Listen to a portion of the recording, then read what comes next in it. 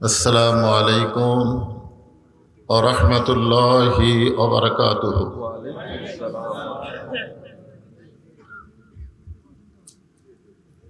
আপনারা সকলে কেমন আছেন? জি আলহামদুলিল্লাহ। কঠিন গরম। আল্লাহ কোরআন ইরশাদ করেছেন, ওয়াবতাগু ইলাইহি ওয়াসিলা, তোমরা ওসিলা অন্বেষণ করো। যদি আল্লাহ আজকে একটা সুযোগ করে দেয় যে সিরাত মাহফিলে এসে যাদের শরীরটা ঘেমে গেল, কঠিন গরমের কারণে শরীরটা ঘেমে গেল, এই ঘামওয়ালা শরীরের জন্য জাহান্নামকে হারাম করে দেওয়া হলো। এরকম একটা ওসিলা যদি আল্লাহ খোঁজেন, তাহলে আমাদের জান্নাত পাওয়া কি সহজ না কঠিন? এই নিয়তেই সকলে বসবেন। কি করবেন? কারণ সিরাত শীতের মধ্যেও হয়, গরমের মধ্যে হয়, বছরে বছরে ঘুরে ঘুরে।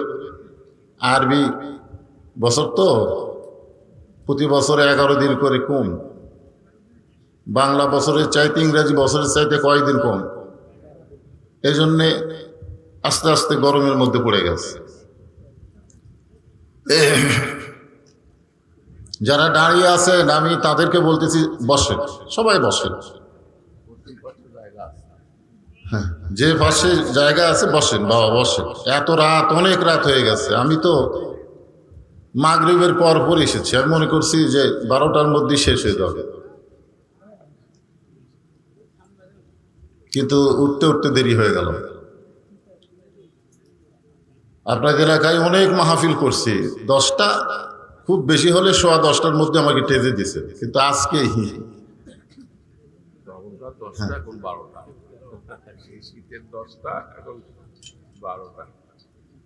আলহামদুলিল্লাহ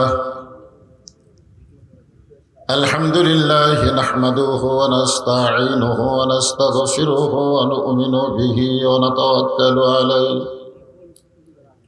ওয়া নাউযু বিল্লাহি মিন শুরুরি আনফুসিনা ওয়া মিন সাইয়্যাতি আ'মালিনা মান ইয়াহদিহিল্লাহু ফালা মুদিল্লা লাহু ওয়া মান ইউদ্লিলহু ফালা হাদিয়া লাহু।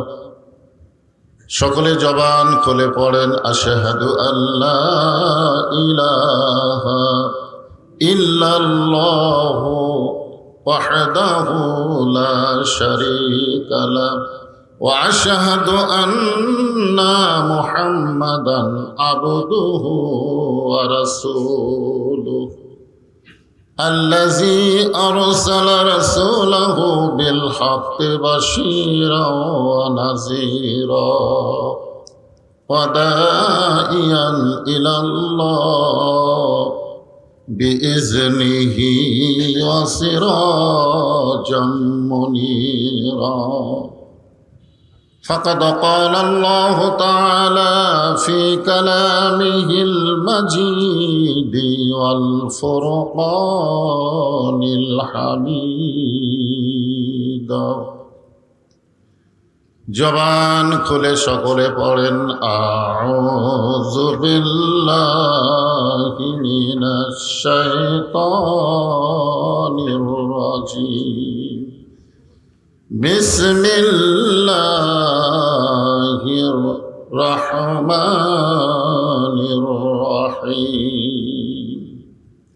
লাকাদ কানা লাকুম ফি রাসূলিল্লাহি উসওয়াতুন হাসানাহ।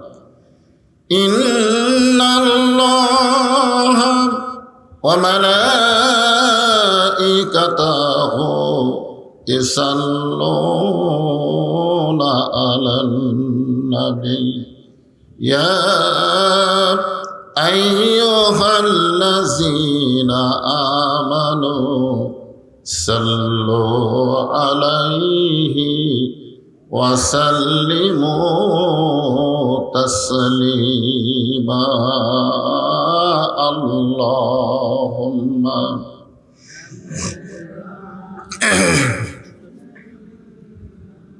মাওলানা মুহাম্মদ وعلى آل سيدنا شفيعنا তোর পাহাড়ের ধুলি লাগিয়া মুসা নবীর সম্মান বেড়ে যায় তোর পাহাড়ের এ ধুলি লাগিয়া মুসা নবীর সম্মান বেড়ে যায় নূর নবীজির সুতার ধুলাই দয়ার নবীজির সুতার ধুলাই আল্লাহর আরশ ধন্য হয় আল্লাহুম্মা সাল্লি আলা মাওলানা মুহাম্মদ ওয়া আলা আলি সাইয়্যিদিনা শফিআনা মশরিকে হুব্বে মুহাম্মদ সকলে বলি সাল্লাল্লাহু আলাইহি ওয়াসাল্লাম मतलाए दीवाने मा मतलाए खुर्शीद इश्कास सीनाए सुजाने मा बलागल उला बिकमालिही कशाफत दुजा बिजमालिही حسنت جميع خصاله صلوا عليه وآله اللهم آمين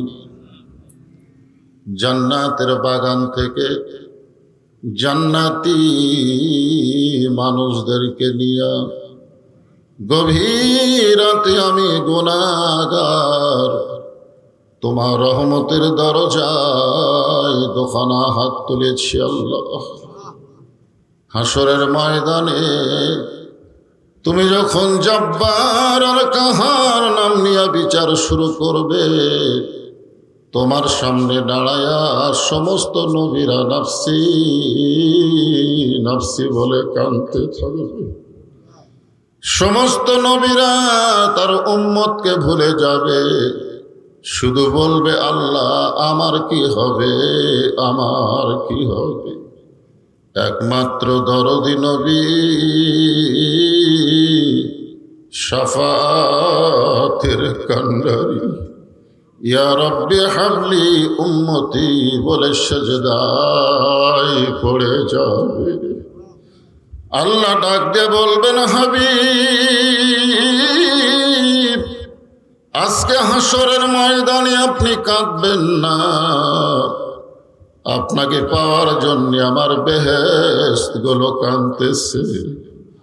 নবী বলবেন আল্লাহ আমাকে পাওয়ার জন্য বেহেশত গুলো কান্দে, আর আমি কান্দি আমার গুনাহগার উম্মতের জন্য। যে রাসূল হাসরের ময়দানে কাঁদবেন, আজ কান্দেন মদিনায়, সেই নবীজির জন্য আমাদের কলিজা একটা বার কান্দে না। ও দরদি আল্লাহ আজকের এই সিরাত মাহফিলের ওসিলায় কঠিন হাসরের ময়দানে আমাদের সবাইকে রাসূলের উম্মতের কাতারে কবুল করে নিও। সুবহান রাব্বিকা রাব্বিল ইজ্জাতি আম্মা ইয়াসিফুন ওয়া সালামুন আলাল মুরসালিন والحمد لله رب العالمين لا إله إلا الله لا إله لا إله إلا الله لا إله إلا الله لا إله إلا الله لا إله إلا الله লা ইলাহা। চাঁদ সূরজ আর গ্রহ তারা আল্লাহ নামের পাগল পারা। চাঁদ সূরজ আর গ্রহ তারা আল্লাহ নামের পাগল পারা। আমার আল্লাহ নামের এতই দয়া, আল্লাহ নামের এতই মায়া, লুকিয়ে রাখছেন হে আল্লাহ। লা ইলাহা ইল্লাল্লাহ, লা ইলাহা ইল্লাল্লাহ মুহাম্মাদুর রাসূলুল্লাহ। সকলেই মহব্বতে বলেন সাল্লাল্লাহু আলাইহি ওয়াসাল্লাম। আল্লাহ পাকের দরবারে হাজার শুকরিয়া। আল্লাহ তাআলা আজকে আমাদেরকে এমন একটা মাহফিলে কবুল করেছেন যে মাহফিলের নাম হলো সিরাত মাহফিল। খুশিরা বেজার? আজকের এই মাহফিলের যিনি সম্মানিত সভাপতি, তিনি আমার অত্যন্ত পরিচিত। আমার একটা ভাই আছে, নাম হলো হারুনুর রশিদ, ওনার নামও তাই। হ্যাঁ, মানে অনেক আগে থেকেই পরিচয়। আজকের এই মাহফিলের সম্মানিত সভাপতিকে অন্তরের অন্তঃস্থল থেকে আমি শুভেচ্ছা জ্ঞাপন করছি। সম্মানিত প্রধান অতিথি ফরিদউদ্দিন ভাই চলে গেল, তাই না? চেয়ারম্যান হওয়ার আগে যাইনি, অনেক আগে থেকে পরিচিত আমার। দীর্ঘ 10-12 বছর এই ফ্যাসিস্ট হাসিনা সরকার আমাকে বগুড়ার মধ্যে মাহফিল করতে দেয়নি, যার কারণে আপনারা অনেকে আমাকে ভুলে গেছেন। আগে কিন্তু আপনাদের এলাকায় সব জায়গায় মাহফিল করছি, ঠিক কিনা বলে? সম্মানিত প্রধান অতিথি সহ সম্মানিত বিশেষ অতিথি, সম্মানিত প্রধান পৃষ্ঠপোষক, সম্মানিত ওলামায়ে কেরাম, আপনাদের মাঝে মাঝে যে সমস্ত আলেম ওলামা বসে আছেন, মঞ্চে আছেন, মাগরিবের নামাজের পর থেকে এত রাত পর্যন্ত কোরআন হাদিসের আলোকে অত্যন্ত গুরুত্বপূর্ণ আলোচনা করে আপনাদেরকে শোনালেন। আলেম ওলামা সহ আজকের মাহফিলের বক্তাগণকে অন্তরের অন্তঃস্থল থেকে আমি শুভেচ্ছা জ্ঞাপন করছি। এই মুহূর্তে আমার সামনে যারা বসে আছে, আপনারাই হলেন আজকের মাহফিলের প্রধান আকর্ষণ। প্রধান আকর্ষণ কিন্তু বক্তা না। বক্তা একটা নিয়ে আসলেন, কিন্তু সামনে শ্রোতা নাই। আপনারা বলেন তো এই বক্তার দাওয়াত পাবে? বক্তা আনছি ভাই, লোক নাই। আর বক্তা যেমন তেমন হোক, সামনে যদি হাজার হাজার লোক হয়, তখন দেখবেন আপনাদের কারণেই কিন্তু বক্তার দাম বেড়ে যায়। জোরে কারণ ঠিক কি না? এই জন্য প্রধান আকর্ষণ বক্তা না, প্রধান আকর্ষণ হলেন আপনারা। আমার সামনে যারা বসে আছেন, আমি আমার অন্তরের অন্তঃস্থল থেকে আপনাদের সবাইকে শুভেচ্ছা জ্ঞাপন করছি। সম্মানিত মা বোনেরা, পর্দার অন্তরালে বসে বসে যারা আলোচনা শুনতেছেন, অনেক মা বোনেরা বিরক্ত হয়ে গেছে। কারণ সিরাত মাহফিলের ভিতরে সন্ধ্যা থেকে তো আমি শুনতেছি মা বোনদের কোনো ওয়াজই হয়নি, ঠিক কিনা বলে? মা বোনদের তো একটা কিছু ওয়াজ করা লাগবে, কিন্তু মা বোনদের ওয়াজ হয়নি। যার কারণে আমি আসার সময় দেখলাম কিছু মা বোনেরা চলে যাচ্ছে, কিছু মা বোনেরা হাঁটতেছে। তো যে সমস্ত মা বোনেরা পর্দার অন্তরালে বসে আছেন, আমি আমার অন্তরের অন্তঃস্থল থেকে আপনাদের সবাইকে শুভেচ্ছা জ্ঞাপন করি। বহু বছর পরে জানতে চাচ্ছি আপনারা সকলে কেমন আছেন? আলহামদুলিল্লাহ রাব্বিল আলামিন। যে আল্লাহ শারীরিক সুস্থতা, মানসিক প্রশান্তি, এটা কিন্তু এখন আছে। আগে আমরা ওয়াজ করতে বলেছিলাম শরীর কেমন আছে, তাই আলহামদুলিল্লাহ। মনের খবর কি? চারিদিকে তাকায়। যেই বলি মনের খবর কি, চারিদিকে ভাবে তাকায়। বক্তাও তাকায়। হ্যাঁ, কারণ হাসিনার আমলে না জানি কি হয়, আজরাইল ধরার আগে পুলিশ ধরার ভয়। জোরে কর কথা ঠিক কিনা? এরকম মনের মধ্যে একটা অস্থিরতা ছিল কি ছিল না? বিশেষ করে আমাদের বগুড়া জেলার লোকের বেশি ছিল। সেই মানসিক প্রশান্তি 5ই আগস্টের পরে 1 বছরের বেশি হয়ে গেল, ধর পাকড়ের আর কোনো চিন্তা নাই। জোরে কন ঠিক কিনা? আল্লাহ তাআলা শারীরিক সুস্থতা এবং মানসিক প্রশান্তি দান করে আজকের এই সিরাত মাহফিলে কবুল করলেন। আমরা সে আল্লাহর দরবারে শুকরগুজার করছি। সকলে আমার সঙ্গে বলেন, রব্বানা লাকাল হামদ হামদান কাসীরান তাইয়িবান মুবারাকান ফীহি। আমি আল্লাহর প্রশংসা করলাম, আমরাও করলাম, সবাই করলাম। কেন করলাম? এই কারণেই করলাম, আল্লাহ আমাদেরকে প্রশংসা করার জন্যে মুসলমানের ঘরে কবুল করছেন। আল্লাহ ইচ্ছা করলে আমাদের হিন্দুর ঘরেও পাঠাতে পারতো কি পারতো না? কিন্তু আল্লাহ আমাদেরকে দয়া করে মুসলমানের ঘরে প্রেরণ করেছেন। আল্লাহ ঘোষণা করেছেন, যত ধর্মই পৃথিবীতে থাক, একটাও ধর্ম না। যত ধর্ম পৃথিবীতে আছে, একটাও ধর্ম না। ইন্নাদ দীনা ইনদাল্লাহিল ইসলাম। আল্লাহর কাছে সবচাইতে মনোনীত পছন্দনীয় দিনের নাম কি? এরপরে আল্লাহ বলে দিলেন, অমাইয়াবতাগি গয়রাল ইসলামা দীনান ফালা ইউকবালা মিনহু। ইসলাম ছাড়া অন্য কোনো জীবন ব্যবস্থা কেউ যদি গ্রহণ করে, আল্লাহ বলেছেন কখনোই তা কবুল করা হবে না। এখন আপনারা জীবন ব্যবস্থা হিসাবে কি কবুল করবেন, কি গ্রহণ করবেন? মানুষের তৈরি করা আইন না আল্লাহর আইন? সিরাতে রাসূলের উপরে আমি আলোচনা করতেছি। সিরাত মাহফিল যখন দিয়েছে, অবশ্যই আমি আপনাদের সামনে ফিতনার জন্য না, ফিতনা না। আচ্ছা, 12ই রবিউল আউয়াল, এই যে আমরা সকলেই বলি আল্লাহ রাসূলের কি দিন?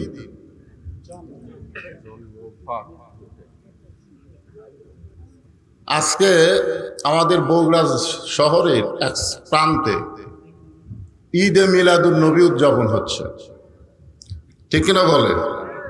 হ্যাঁ, বাংলাদেশের বহু আলেমকে আমি জিজ্ঞাসা করছি, বহু আলেম, যে আল্লাহ রাসূল যেদিন দুনিয়াতে এসেছে সেই তারিখ কত? রবিউল আউয়াল মাসে নবী যে দুনিয়াতে এসেছেন এটা ঠিক, কিন্তু কয় তারিখে এসেছেন পৃথিবীর কোনো আলেম এখন পর্যন্ত বলতে পারে না, মতভেদ করে। কেউ কয় 1 তারিখ, কেউ কয় 9 তারিখ, কেউ কয় 12 তারিখ, হতে পারে। আমার কথা কি শুনলেন, বুঝলেন? আমি রাসূলের কয়েকটা জীবনী পড়েছি। জীবনী পড়ে যেটা জানছি সেটা হলো, আল্লাহ রাসূল যখন দুনিয়াতে এসেছেন তখন তিনি যে এত বড় নবী হবেন সেটা কেউ খেয়াল করেনি। সেটা কেউ কি করেনি? খেয়াল করেন। যে আব্দুল্লাহ দুনিয়াতে আসার আগে, সন্তান দুনিয়াতে আসার আগে দুনিয়া থেকে চলে গেল, এমন একটা গরিব কুরাইশ বংশে জন্ম নিল, এই ছেলেটা যে বিশ্ব নবী হবে এটা কেউ এটা বিশ্বাস করেনি। আমার কথা কি বুঝলেন? এবং জন্ম তারিখ যিনি লিখে রাখে, আমি যে কত সালে জন্মেছি, কয় তারিখে জন্মেছি, এটা লিখে রাখছে আমার বাপ। জোরে কনকে? কিন্তু নবী দুনিয়াতে আসার আগে বাপ কি মারা গেছে। নবীর মা খুব একটা বেশি দিন দুনিয়াতে ছিলেন না। এই জন্যেই নবী কত তারিখে দুনিয়াতে এসেছেন এটা নিয়ে মতভেদ আছে। আমার কথার দিকে খেয়াল করবেন, নবী কত তারিখে দুনিয়াতে এসেছেন এটা নিয়ে কি আছে? মতভেদ আছে। 1 তারিখও হতে পারে, 9 তারিখও হতে পারে, 12 তারিখও হতে পারে। তাহলে যেই তারিখ নিয়ে মতভেদ আছে সেই তারিখ নিয়ে আপনারা ঈদে মিলাদুন নবী কেমনে করবেন? আমার কথা কি বুঝতে পারলেন? কিন্তু নবী যে 12 তারিখে দুনিয়া থেকে বিদায় নিয়েছেন এটা নিয়ে কোনো মতভেদ নাই। আমার কথা খেয়াল করেন, নবী যে 12 তারিখে দুনিয়া থেকে বিদায় নিয়েছেন এটা নিয়ে কোনো মতভেদ নাই। কেন নাই বলেন তো? কারণ নবী যখন দুনিয়া থেকে বিদায় নিয়েছেন, নবীর 1 লক্ষের উপর সাহাবী ছিল। 1 লক্ষের উপর কি ছিল? তাহলে নবী কত তারিখে বিদায় নিয়েছেন তারিখটা সবাই লিখে রাখছেন, সবাই জানেন। তাহলে নবী বিদায় নিছে 12 তারিখে, এই ব্যাপারে কোনো মতভেদ নাই। কিন্তু নবী দুনিয়াতে এসেছেন 12 তারিখে, এই ব্যাপারে মতভেদ আছে। তাহলে আপনারা দুনিয়াতে আসার তারিখে আনন্দ করবেন, কয় তারিখ করবেন? 1 তারিখ করবেন না 9 তারিখ করবেন না 12 তারিখ করবেন, যেটা মতভেদ আছে। আর 12 তারিখে যে নবী বিদায় নিয়েছেন এটার ব্যাপারে কোনো মতভেদ। আপনারা বলেন তো, বিদায় নেওয়ার দিন কোনোদিন আনন্দের দিন? আজকে যারা ঈদে মিলাদুন নবী করতেছে তারা যে কত বড় বেয়াদবি করতেছে নবীর শানে, আজকে বুঝতেছে না, একদিন ঠিকই বুঝবে। তো আজকে নবীর মিলাদ, ঠিক আছে, নবীর মিলাদ, নবীর সিরাত। আমি আপনাদেরকে নবীর 4টা চাচার নাম বলবো। কয়টা? 4টা। নবীর 4টা চাচা। একটা চাচার নাম হলো হযরত আব্বাস রাদিয়াল্লাহু তাআলা আনহু। একটা চাচার নাম হচ্ছে আমির হামজা। কয়টা গেল? আর একটা চাচার নাম হলো আবু লাহাব। আর একটা চাচার নাম হলো আবু তালেব। তাহলে কয়টা হলো? নবীর আরো চাচা আছে, কিন্তু আমি 4 জন চাচাকে নিয়ে সিরাত এবং মিলাদ এই বিষয়টা আপনাদের সামনে পরিষ্কার করব। আপনারা বলেন তো, আবু লাহাব নবী দুনিয়াতে আসাতে খুশি না বেজার? সবাই জানে বেজার। এমন খুশি তো খুশি, উম্মে আয়মান নামে তার একটা দাসী ছিল। ওই দাসীটা যখন যা খবর দিল যে আপনার যে ভাইটা আব্দুল্লাহ মারা গেছে, সে আব্দুল্লাহর যে বিবি আমিনা ছিল তার গর্ভ থেকে এই মুহূর্তে একটা সুন্দর ফুটফুটে সন্তান জন্ম নিয়েছে, এই কথা শোনার সঙ্গে সঙ্গে আবু লাহাব এরকম 2 আঙ্গুলের ইশারা করে বললেন, যা, তোকে আমি মুক্ত করে দিলাম। তাহলে চিন্তা করে দেখেন, নবী দুনিয়াতে আসাতে আবু লাহাব খুশি না বেজার? আজকে যারা নবীর মিলাদে খুশি, নবীর সিরাতে খুশি না, আপনারা বলেন তো আবু লাহাব কি নবীর সিরাতে খুশি না বেজার? আবু লাহাবের জন্য আল্লাহ একটা কোরআনের সূরাই নাযিল করছে, সূরা লাহাব। সূরাটার নাম কি? তাব্বাত ইয়াদা আবি লাহাব। সায়াসলা নারন, এখানে বলা হয়েছে আবু লাহাব কি জান্নাতি না জাহান্নামী? সায়াসলা নারান, নারান বোঝেন না আপনারা? আগুন। তাহলে আবু লাহাব কি জান্নাতি না জাহান্নামী? তাহলে নবীর মিলাদকে মহব্বত করে কিন্তু নবীর সিরাতকে গ্রহণ না করার কারণে আবু লাহাব জাহান্নামী। একদিন আব্বাস রাদিয়াল্লাহু তাআলা আনহু স্বপ্নে দেখলেন আবু লাহাবকে। আবু লাহাবকে স্বপ্নে দেখে বলতেছেন, ভাই তোমার খবর কি? বলে, খবর খুবই খারাপ। সপ্তাহের 6 দিন আমি জাহান্নামের আগুনে দাউ দাউ করে জ্বলি, কিন্তু একদিন, সপ্তাহের একদিন সোমবার দিন, জোরে কোন কি বারে দিন? সোমবার দিন, এই যে 2 আঙ্গুল দিয়ে আমি আমার দাসীকে মিলাদে খুশি হয়ে আজাদ করেছিলাম, যার কারণে আমার আজাব একটু আল্লাহ সহজ করে দেয়। তার মানে বোঝা গেল মিলাদে খুশি হলো আল্লাহ খুশি, জোরে কোন ঠিক কিনা? আর একটা নবীর চাচার নাম হলো আবু তালেব, জোরে কোন নাম কি? আপনারা বলেন তো, আপনাদের এই এলাকায় আবু তালেব নামে মুসলমান আছেন নাই? আছে। আবু তালেব নাই, কিন্তু আবু লাহাব নামের মুসলমান।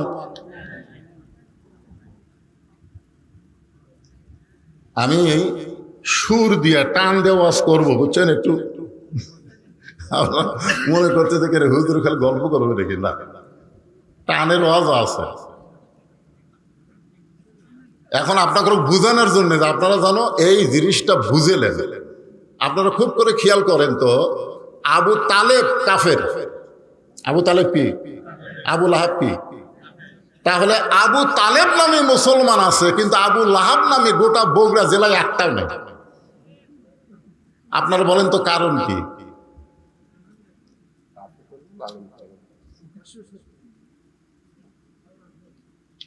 আপনাদের বগুড়ার একটা আছে পিনাকি ভট্টাচার্য, নাম শুনছেন? এই পিনাকি ভট্টাচার্যের নাম শুনছেন? ওই কিন্তু এখন বাংলাদেশত নাই, যে দেশেতে থাক ওকে অনেকে বলে মুসলমানের জন্য আবু লাহাব। এই পিনাকি ভট্টাচার্যকে কি বলে? আবু তালেব, আবু তালেব বলে। কারণ আবু তালেব যদিও ইসলাম গ্রহণ করে নাই, কিন্তু ইসলামের বিরুদ্ধচারণ করে নাই এবং আল্লাহ রাসূলকে কোনোদিন কষ্ট দেয়নি, আল্লাহ রাসূলকে কোনোদিন কষ্টও দেয়নি, কিন্তু রাসূলের সিরাতকে গ্রহণ না করার কারণে আবু তালেবও কি জাহান্নাম। তাহলে দুইজন চাচার নাম শুনলেন, যারা নবীর মিলাদকে মহব্বত করে সিরাতকে গ্রহণ না করার কারণে জাহান্নামী হয়েছে।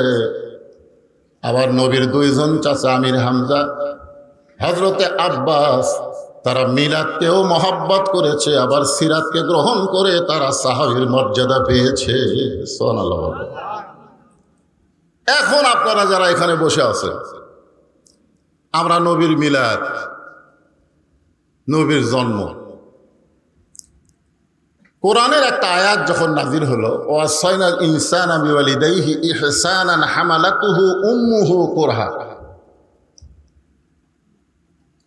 আল্লাহ রাসূলের মা 6 বছর বয়সে দুনিয়ার থেকে বিদায় হয়ে গেছে।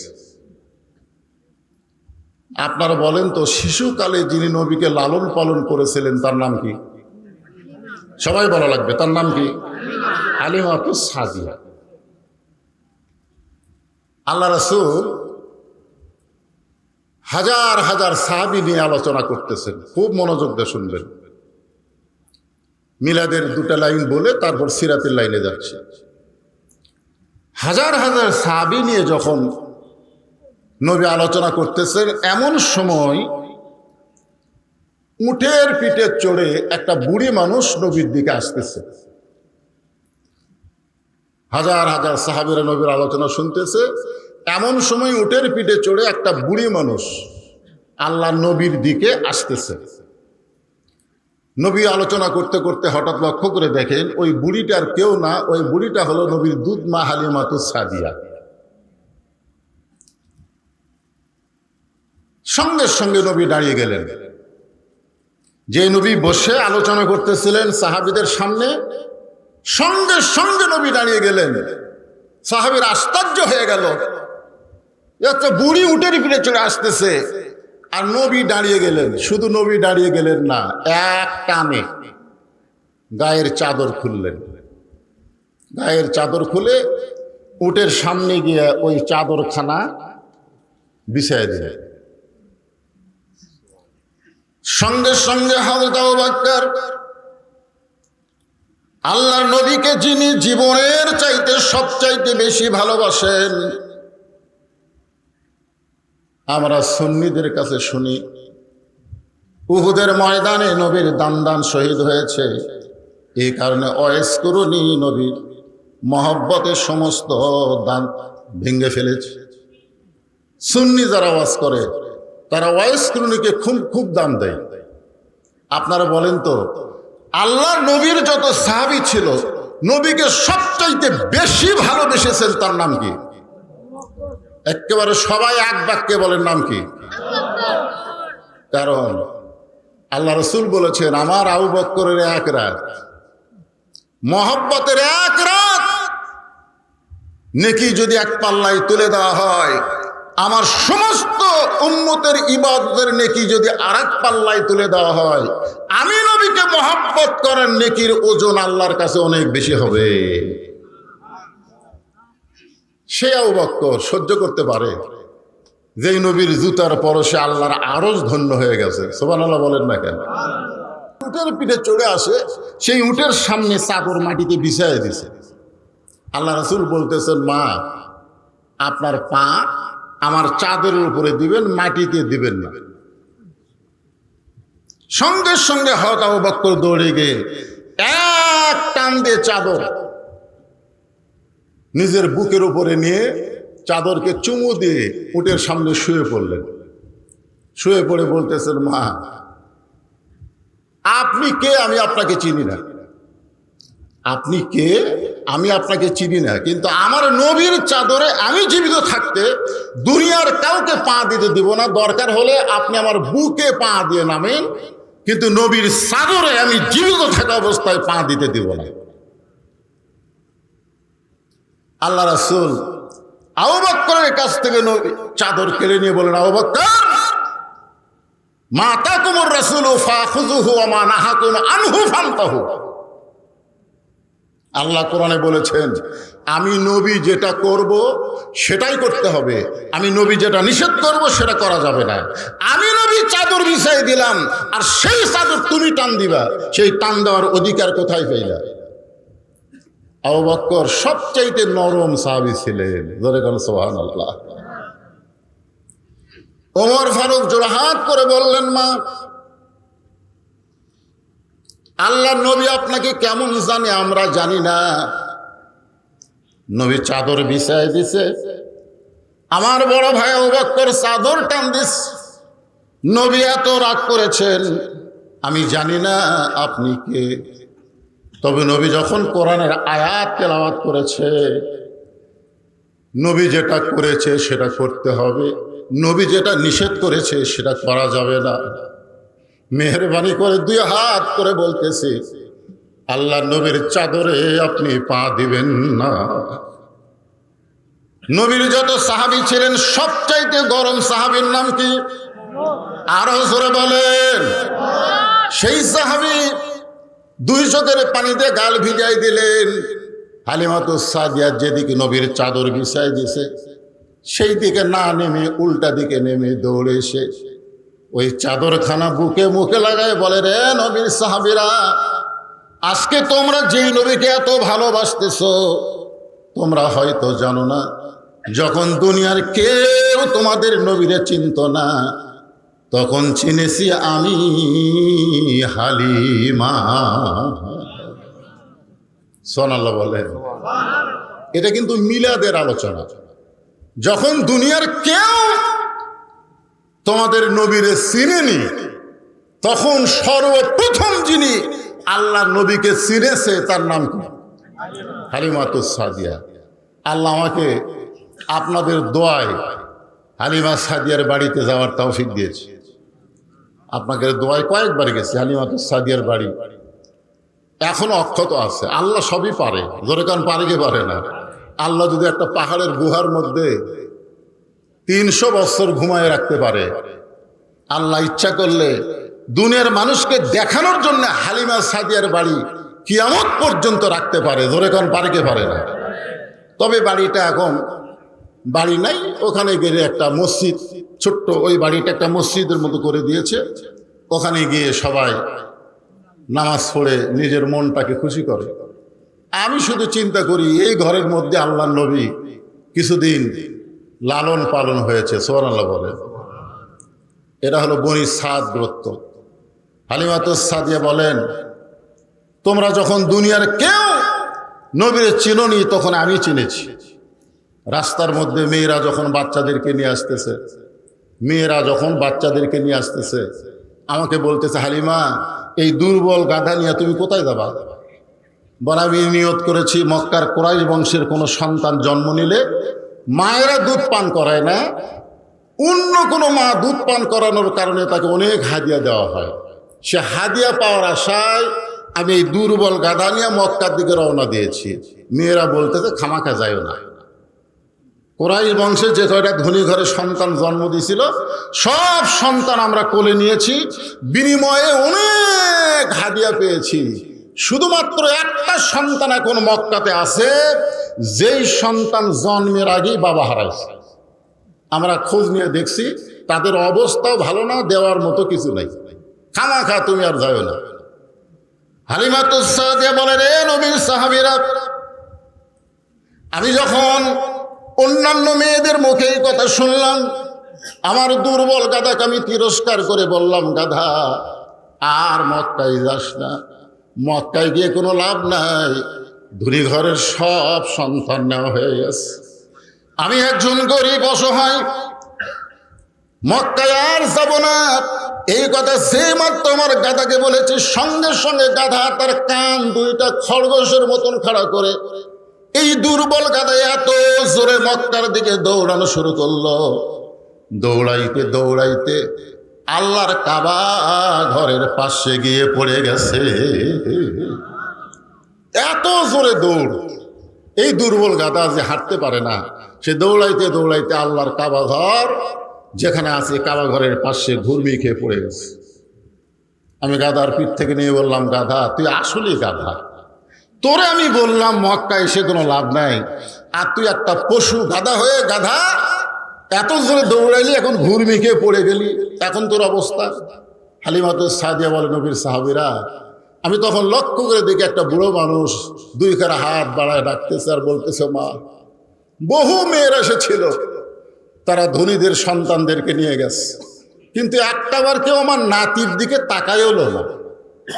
তুমি যখন সবার শেষে আইছো মা, একটাবার আমার নাতিটার দিকে তাকাও, একটাবার আমার নাতিটাকে একটু কোলে নাও। হালিমাতুস সাদিয়া রাগ করে বলে, মুরব্বী, আমি আপনার নাতিকে দেখার জন্য মক্কায় আসি নাই, আমি ধনী ঘরের সন্তান পাওয়ার আশা করেছিলাম, কিন্তু এই গাধা আমার সর্বনাশ করেছে।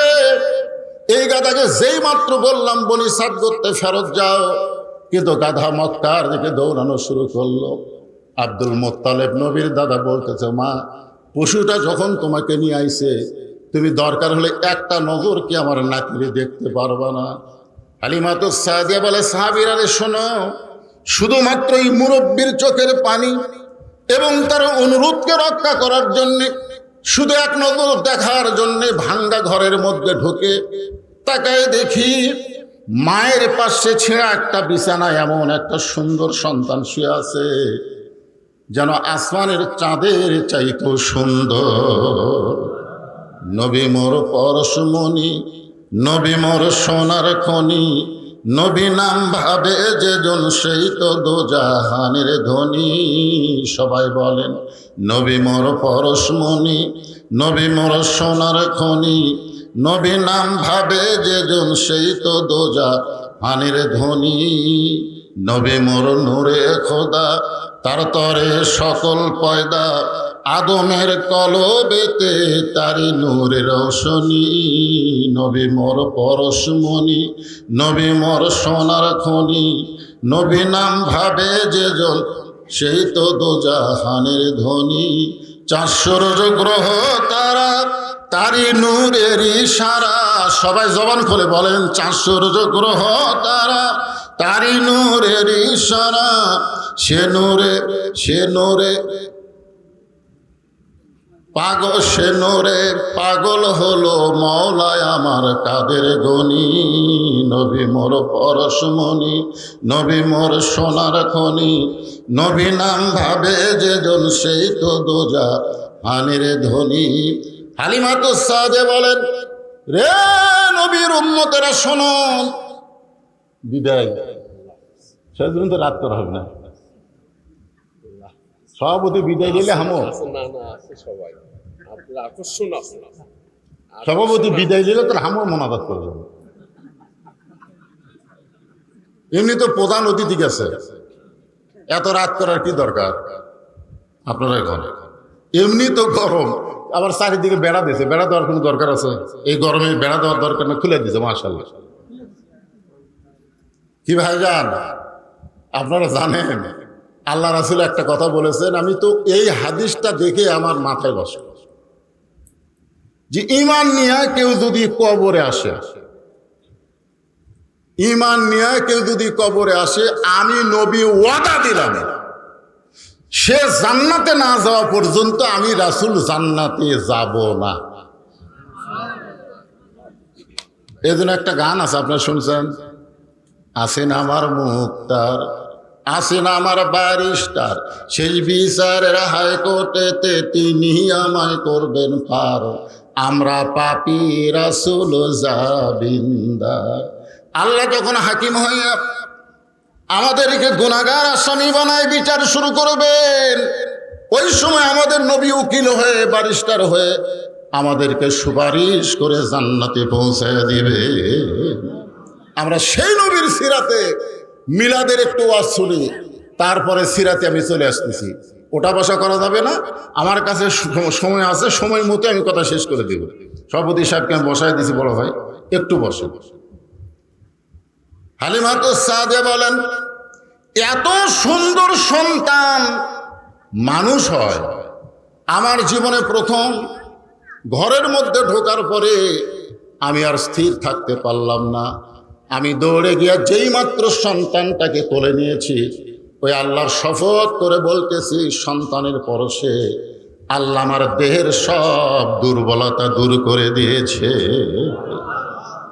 যেই নবীর পরশে একটা অসুস্থ মানুষ, দুর্বল মানুষ সুস্থ হয়ে যায়, সেই নবীর আদর্শ যদি আমরা গ্রহণ করি, আল্লাহ কোরআনে বলেন, লাকাদ কানা লাকুম ফি রাসূলিল্লাহি উসওয়াতুন হাসানা। সেই নবীর আদর্শ যদি তোমরা গ্রহণ করো, তাহলে অবশ্যই তোমরা সফলকামী হয়ে যাবে। এখন কার আদর্শ গ্রহণ করবেন? নবীর করবেন? তাহলে আমার সাথে একটা স্লোগান দেওয়া লাগবে, আমার নেতা তোমার নেতা। সকলে কি বলবেন? বিশ্ব নবী মোস্তফা। আমার নেতা তোমার নেতা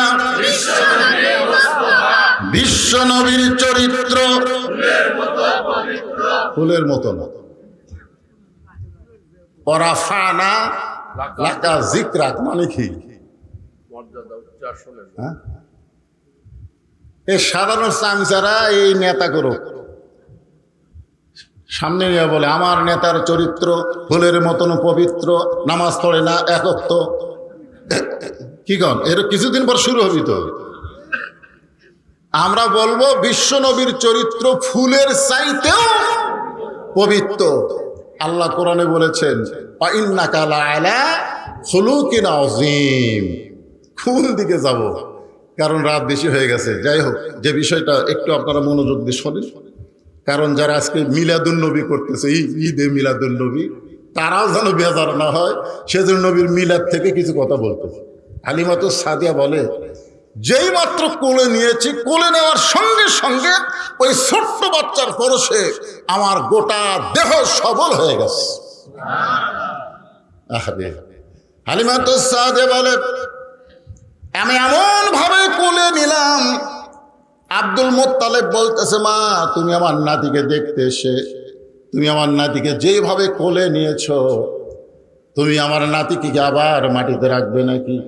হালিমাতুস সাদিয়া বলে, মুরব্বী, যেই সন্তানকে বুকে নেওয়ার সঙ্গে সঙ্গে আল্লাহ আমার দুর্বলতা দূর করে দেয়, আমি জীবন দিব, কিন্তু এই সন্তানকে আর মাটিতে রাখবো না। হালিমাতুস সাদিয়া বলে, নবীর সাহাবীরা রে, তোমাদের নবী চাদর বিছায় দিছে, তোমরা মনে করতেছো এই চাদর আমি পা দিব, কিন্তু তোমরা নবীকে চিনেছ অনেক পরে। যখন দুনিয়ার কেউ নবীরে চিনে নাই, তখন আমি চিনেছি হালিমাতুস সাদিয়া। তোমাদের ছোট্ট নবীকে কোলে করে নিয়া আমি যখন চলে আসলাম গাধার কাছে, আয়সা দিকে গাধা চোখের পানি ছাড়তেছে, মুখটা মাটির সঙ্গে লাগায় কাঁদতেছে। আমি গাধার মাথায় বাম হাতটা দিয়া ডান হাতে ছোট্ট নবীকে বুকের মধ্যে নিয়া এই বাম হাত দিয়া গাধার মাথা লেড়ে বলতেছি, গাধারে, আসলে তুই গাধা না, গাধা ছিলাম আমি। তুই পশু হইয়া চিল্লি, জঙ্গলের পশুরা বলে, সবাই বলেন, জঙ্গলের পশুরা বলে, আজ হয় মোদের খুশির দিন, বিশ্ব জাহানে আসিয়াছেন রাহমাতুল লিল আলামিন। আমি হালিমা মানুষ হইয়া বুঝতে পারি নাই, কিন্তু তুই গাধা হইয়া বুঝতে পারলি। তুই এত দূরে দৌড়ে আসলি, মক্কার কাছে পড়ে গেলি কাবার পাশে, তুই কি আর উঠবি না? কে যেন আমার কানে বলে, হালিমা, যে বাচ্চাকে কোলে নিয়ে তুমি সুস্থ হয়ে গেছো, তোমার গাধাকে যদি সুস্থ করতে চাও, ওই বাচ্চার বাম পাখানা গাধার মাথায় লাগায়া দাও। আমি হালিমাতুস সাদিয়া, রে নবীর সাহাবীরা শোনো, তখন কেউ চিনে নাই নবীকে। আমি ছোট্ট নবীর পা যখন গাধার মাথায় লাগাই দিলাম, সঙ্গে সঙ্গে আমার গাধাটা সবল হয়ে গেল। আমি গাধার পিঠে চড়ে বনি সাদ গোত্রের দিকে রওনা দিলাম। এত তীব্র রোদ হচ্ছিল, আমার আসল দিয়ে তোমাদের ছোট্ট নবীকে আমি ঢাকতে যাব, কিন্তু আমি আসল দিয়ে ঢাকার আগে এক খণ্ড মেঘ আমার মাথার উপরে চলে আসলো। ওই মেঘের ভিতরে এত সুন্দর বাতাস। আমি কইলাম, মেঘ রে, তুই কোথা থেকে আসলি আমার মাথার উপরে? এত সুন্দর বাতাস কে দেয়? কে যেন দূর থেকে বলে, হালিমা, যেই ছোট্ট বাচ্চাকে তুমি কোলে নিয়েছো, ওই বাচ্চার ওসিলায় মেঘকে তোমার মাথায় ছাতা করে দেওয়া হলো। আর জান্নাতের দরজা খুলে তোমার শরীরে জান্নাতের বাতাস বওয়া শুরু হয়েছে। এটা হলো নবীর মিলাদ। নবীর জন্মের সময় সবাই নবীর চিনে নাই। 2-4 জন যারা চিনেছে তার মা আমিনা, চিনেছে হালিমাতুস সাদিয়া। হালিমাতুস সাদিয়া শেষ পর্যন্ত মুসলমান হয়ে গেছে। জান্নাতুল বাকির মধ্যে যারা ঢোকে, যারা হজ করতে গেছে, জান্নাতুল বাকির মধ্যে ঢুকতে গিয়ে দেখবেন জান্নাতুল বাকির উত্তর দিকে কিছু দূর আসার পরে হালিমাতুস সাদিয়ার কবর। হালিমাতুস সাদিয়ার কবরে দাঁড়ায় বললাম, হালিমা, তুমি শুধু নবীর মিলাদকে বিশ্বাস করো নাই, নবীর সিরাতকে গ্রহণ করে তুমি ঈমান গ্রহণ করেছো, যার কারণে জান্নাতুল বাকির মধ্যে আল্লাহ তোমার জায়গা করে দিয়েছে। নবীর সিরাতে বিশ্বাস করেছে। নবীর চাচা হযরতে আব্বাস রাদিয়াল্লাহু তাআলা আনহু, একটু মনোযোগ দিয়ে শুনবেন, শুধু মিলাদে বিশ্বাস করে না, সিরাতে বিশ্বাস করেছে। বদরের যুদ্ধে নবীর চাচা আব্বাস কিন্তু বন্দী হয়ে গেল, দড়ি দিয়ে বেঁধে রেখেছে। আল্লাহর নবী কাফের বন্দীদেরকে দেখার জন্য যখন ঘরের মধ্যে ঢুকলেন, 14 জন বন্দী হয়েছে। কয়জন ধরে কোন কয়জন? নবী তাকায় দেখে যার চাচা আব্বাস অত্যন্ত ফর্সা মানুষ ছিলেন। এই যে মুসলমানেরা কাফের বন্দীদেরকে রশি দিয়ে বেঁধেছে, এই রশি বাঁধার কারণে এত জোরে বেঁধেছে যে চাচার হাতটা, ফর্সা মানুষের হাত কেটে একটু রক্ত বের হয়ে যাচ্ছে। আব্বাস বলতেছে, ও ভাস্তা মোহাম্মদ, আমি তোমার চাচা হই, তুমি সবাইকে গরুর মতন দড়ি দিয়ে বাঁধার হুকুম দিয়েছো, আমাকেও বেঁধেছে তোমার চাচা হওয়ার কারণে। তুমি কি আমার বাঁধনটা একটু খুলে দিবার পারবা না? আল্লাহ নবী বললেন, চাচা, আপনি কাফের থেকে বন্দী হয়েছেন, আপনি আমার চাচা হলেও আমি আপনার বাঁধন খুলে দিতে পারবো না। মুক্তিপণ দিয়ে আপনি বাঁধন খুলতে পারবেন, মুক্তিপণ দিয়া। আব্বাস বলতেছে, আমি জিহাদের ময়দানে বন্দী হয়েছি, মুক্তিপণ কোথা থেকে দিব? আল্লাহ নবী বললেন, চাচা, আমার চাচির কাছে আপনি সোনার একটা দলা রেখে এসেছেন, ওই দলাটা নিয়ে এসে আমাকে দেন, আপনাকে আমি বাঁধন খুলে মুক্ত করে দিব। আব্বাস বলতেছে, রে আব্দুল্লাহর বেটা মোহাম্মদ, আমার বিবির কাছে সোনার দলা রেখেছে, এটা আমি জানি, আর আমার বিবি জানে, আর তো দুনিয়ার কেউ জানে না। রাসূল বলে, চাচা, যেইটা দুনিয়ার কেউ জানে না, আমার আল্লাহ তাআলা সেইটা আমাকে জানায়। সঙ্গে সঙ্গে আব্বাস বললেন, বাবা, তাহলে আর দেরি করব না, মুক্তিপণ নয়, আমি তোমার দলে ভর্তি হয়ে আমি ঘোষণা করলাম, লা ইলাহা ইল্লাল্লাহ মুহাম্মাদুর রাসূলুল্লাহ। শুধু নবীর মিলাদকে বিশ্বাস করে নাই, নবীর সিরাতকে গ্রহণ করেছে। আমির হামজা ধরে বলেন, নাম কি? স্বীকার করতেছেন একটা হরিণীর পিছনে দৌড়ায় আমির হামজা নবীর মিলাদকে বিশ্বাস করে, কারণ জানে আমার ভাস্তা। হরিণী দৌড়ায় আর বলে, আমির হামজা রে, তুমি যতই দৌড়াও তুমি আমাকে ধরতে পারবা না, কিন্তু আমি ইচ্ছা করি তোমাকে ধরা দেব, আমি ইচ্ছা করি তোমাকে ধরা দেব। আমির হামজা চমকে গেল। জঙ্গলের একটা হরিণী কথা বলতেছে, তুমি যতই আমাকে ধরলাও আমাকে ধরতে পারবে না, কিন্তু আমি চাইলে ইচ্ছা করি তোমার কাছে ধরা দেব। আমির হামজা চমকে গিয়ে বলে, হরিণী, তুমি ইচ্ছা করলে আমার কাছে ধরা দিবা, কারণ কি? বলে, জানো না আমির হামজা, তোমার এতিম ভাস্তাকে আবু জেহেল, তোমার এতিম ভাস্তাকে আবু জেহেল এত মার মারছে, কপাল ফেটে রক্ত বের হয়ে গেছে, এখন কাবার কাছে তোমার এতিম ভাতিজা কাঁদতেছে। এই দুনিয়াতে তার মা নাই, তার বাবা নাই, তুমি চাচা থাইকা লাভ কি? আমির হামজা আর দেরি করলেন না, এক দৌড়ে বাড়িতে আসলেন, বিবির কাছে বললেন, বিবি কিছু জানো নাকি? বলে অবশ্যই জানি, যার দুনিয়াতে কেউ নাই আবু জেহেল তাকে মারছে, যার কারণে কাবার পাশে বাবা মা বলে কাঁদতেছে। আমির হামজা এক দৌড় দিলেন, আবু জেহেলের কপালে এত জোর আঘাত করলেন যে আমার এতিম ভাস্তারে মারলি কেন? আঘাত করার পরে ফিনকি রক্ত হাতের মধ্যে নিয়ে আল্লাহ নবীর কাছে এসে বললেন, বাবা যা আবু জেহেল তোমাকে মারছে, আমিও তাকে মাথা ফেটে রক্ত নিয়ে আইছি, বাবা তুমি আর এমন করে কান্দো না।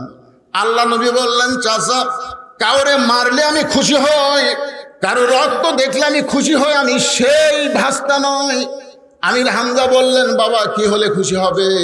বলে আপনি যদি আমার সিরাতকে গ্রহণ করেন, আপনি যদি পড়ে নেন লা ইলাহা ইল্লাল্লাহ মুহাম্মাদুর রাসূলুল্লাহ, সঙ্গে সঙ্গে আমির হামজা বললেন, আশহাদু আল্লা ইলাহা ইল্লাল্লাহু মুহাম্মাদান আবদুহু ওয়া রাসূলুহু বলে দুইখানা হাত বাড়াই দিলেন। নবী এক দৌড়ে এসে আমির হামজার বুকের মধ্যে ঢুকে বাবা বাবা বলে চিৎকার দিলেন। আমির হামজা বলে, বেটারে আমি তোর চাচা, আমি তোর চাচা, তুই আমার বুকের মধ্যে এসে বাবা বাবা বলে চিৎকার দিলি। আল্লাহ রাসূল বলে, চাচা ঈমান গ্রহণ করার পরে আমার কলিজার মধ্যে এত শান্তি এসেছে, যার কারণে চাচা ভুলে গিয়ে আমি আপনাকে বাবা বলে আমার কলিজা বড় শান্তি পাইছে। আমির হামজা বলতেছে, বেটারে তোর কলিজা যদি শান্তি পায় তাহলে তুই শুনে নে, দরকার হলে তোর জন্য আমার কলিজা পর্যন্ত দিতে রাজি হয়েছি। উহুদের ময়দানে আমির হামজাকে আপনারা সকলেই জানেন, আমির হামজার কলিজা চিবায় চিবায় বুকের কাছে রাখছিল শহীদ, যাকে বলা হয় সাইদুস শুহাদা আমির হামজা। বাজান নবীর জন্য নিজের জীবন পর্যন্ত দিল। আল্লাহ রাসূল চাচার কলিজার কাছে গিয়ে কাঁদতেছে। এক চাচা আব্বাস নবীর মিলাদ এবং সিরাতকে গ্রহণ করেছে, আর এক চাচা আমির হামজা কলিজা পর্যন্ত দিয়ে গেছে। সঙ্গে সঙ্গে আল্লাহ কোরআনের আয়াত নাজিল করলেন, ওয়ালা তাকুলু লিমান ইউকতালু ফি সাবিলিল্লাহি আমওয়াতুন বাল আহইয়াউ ওয়ালাকিন লা তাশউরুন। আল্লাহু আকবার। ভাইজান, আমি মিলাদ এবং সিরাতের কিছু অংশ আপনাদের শুনালাম। এখন আমরা চলে যাব। আমাদের মা বোনেরা যারা বসে আছে তারা আবার চিন্তা করতেছে যে হুজুর আমাদের কিছু ওয়াজ করবে না। যখন নবীর বয়স হলো 25 বছর, ধরে কোন কয় বছর? আমার মা বোনদের জন্য, আপনাদের জন্য আছে ওয়াজ। 25 বছরে আল্লাহ নবী কি করছিলেন? কথা কয় না। বিবাহ করছিলেন। যাকে বিবাহ করছিলেন তার বয়স কত? জোরে বলেন, সবাই বলেন। তিনি মক্কার মধ্যে সবচাইতে কি ছিলেন? সবচাইতে ধনবতী রমণী ছিলেন। একদিন আল্লাহর কি শান শোনেন, হালিমা তো খাদিজার বয়স 40 আর নবীর বয়স 25। কিছুদিন আগে আমির হামজা একটা ওয়াজের মধ্যে বলেছে যে নবীর বয়স হলো 25 আর খাদিজার বয়স হলো 28, মানে 25 আর কত 28, 3 বছর কম বেশি। উনি যুক্তিতে বুঝাই দিয়েছেন যে 40 বছর বয়সে যদি একটা মেয়ে নবীর সঙ্গে বিয়ে হয়, সেই মেয়ের পেট থেকে নবীর যে কটা সন্তান সব কিন্তু খাদিজার পেট থেকে হয়েছে। ধরে কারণ কার পেট থেকে? 60টা সন্তান খাদিজার পেট থেকে হয়েছে। তার মধ্যে 4টা হলো মেয়ে আর 3টা হলো ছেলে, আর একটা মাত্র ছেলে নবীর একটা কৃতদাসী পরে বিয়ে করছিলেন মারিয়া কিপ্তিয়া, তার পেট থেকে একটা ছেলে হয়েছে, নাম হলো ইব্রাহিম। ধরে কারণ নাম কি? ইব্রাহিম। আর খাদিজার পেট থেকে হয়েছে 3টা, একটা হলো তৈয়ব, একটা হলো তাহের, একটা হলো কাসেম। এই 3টা কি ছেলে। আর মেয়ে কয়টা? মেয়ে হলো 4টা। শোনেন সবাই একটু মনোযোগ দিয়ে শুনবেন, সিরাতের মাহফিল, বুঝতেছেন না, শোনা লাগবে। 4টা মেয়ে হয়েছে, একটা হয়েছে রোকেয়া, নাম জানেন? রোকেয়া নাম জানেন? একটা কি রোকেয়া, আর একটা নাম হলো জয়নাব। একটার নাম কি জয়নাব, সবাই বলেন না কেন? একটার নাম কি জয়নাব, আর একটা নাম হলো কুলসুমা, আর একটার নাম হলো ফাতেমাতু জোহরা। ফাতেমাতু জোহর। তো নবীর বিবি খাদিজার সঙ্গে সবচাইতে যে মেয়েটার বেশি খাতির, সে মেয়েটার নাম হলো ফাতেমা। সব সময় মায়ের কাছে থাকে, পর্দার মধ্যে থাকে, তো মা ছাড়া বাইরে যায় না। আর কুলসুমা, রোকেয়া, জয়নাব এরা পাড়া বেড়ায়, ও বাড়ির যায় ঘোরে। তো কিন্তু এই ফাতেমাটা সব সময় খাদিজার সাথে থাকে। একদিন খাদিজাতুল কুবরা বলতেছে, মা ফাতেমা, তুমি আমার বিয়ার খবর জানো? তখন ফাতেমা মুচকি মুচকি হেসে বলতেছে, মা আপনার যখন বিয়া হয়েছিল তখন আমি কত বড়। শোনেন, মানে সবসময় কাছে থাকে, তো থাকতে থাকতে খেয়াল নাই। যেরকম আল্লাহ নবী সবসময় কাছে, কিন্তু আল্লাহ নবী সবসময় কাছে না। একটা সূরা আছে দেখবেন, এই ওটা বসা করো কেন, ওটা বসা করলে মোনাজাত করে দেব। ওটা বসা কি? সূরাটার নাম হলো সূরায়ে ফিল। আপনারা দেখেন, যারা আলেম ওলামা আছেন তারা দেখেন, এখানে আল্লাহ বলতেছেন, আলাম তারা কাইফা ফাআলা রাব্বুকা বিআসহাবিল ফিল। ওগো নবী, আপনি কি হস্তি বাহিনীকে দেখছেন? তখন রাসূল বলতেছে, আল্লাহ হস্তি বাহিনী এই ঘটনা কখন ঘটছে?